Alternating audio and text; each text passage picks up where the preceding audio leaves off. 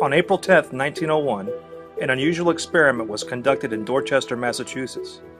Dr. Duncan McDougall was going to prove that the human soul had mass and was therefore measurable.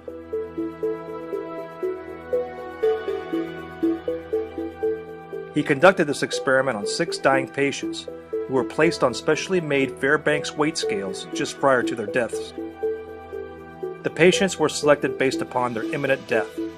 2 patients were suffering from tuberculosis. A total of 5 men and 1 woman were selected for this experiment. Dr. McDougall's intention was to weigh each body, before and after death, to determine if there were any differences noted on the precision scale. In the company of 4 other doctors, Dr. McDougall carefully measured the weight of his first patient prior to his death.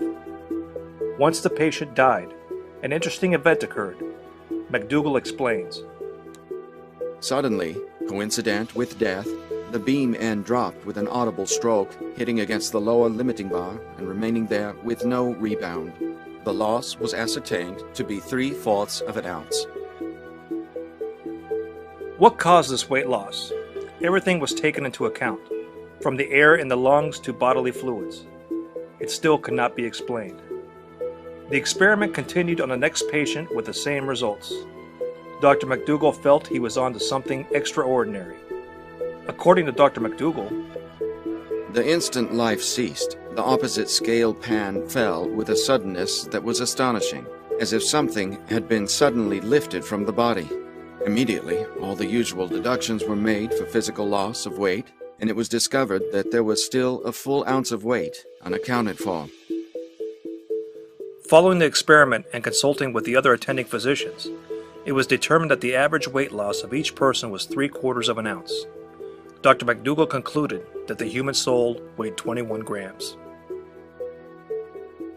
All 5 doctors took their own measurements and compared their results. Not all the patients lost the same weight, but they did lose something that could not be accounted for. And then something interesting occurred on the 3rd patient. He maintained his same weight immediately upon death. It was only after a minute had passed that he finally lost an ounce of weight. Dr. McDougall explained this discrepancy as follows.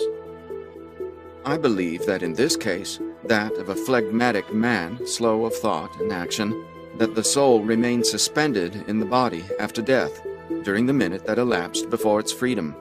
There is no other way of accounting for it, and it is what might be expected to happen in a man of the subject's temperament. Dr. McDougall conducted the same experiment on 15 dogs. The experiment showed no change in weight following their death. McDougall concluded that this may signify only humans have souls. H. Lav Twining, a physics teacher at Los Angeles Polytechnic High School, attempted the same experiment on mice in 1917. His conclusion was in line with that of Dr. McDougall. There was no deviation in weight when the mice died. Dr. McDougall admitted that more research needed to be done. But following these experiments, he diverted his attention to obtaining the ability to photograph the soul as it left the human body. Unfortunately, he failed to establish any further scientific breakthroughs. Dr. Duncan McDougall passed away in 1920. No further credible experiments have been conducted to verify McDougall's claims. But doesn't it make you wonder? Do we have a soul which can be measured?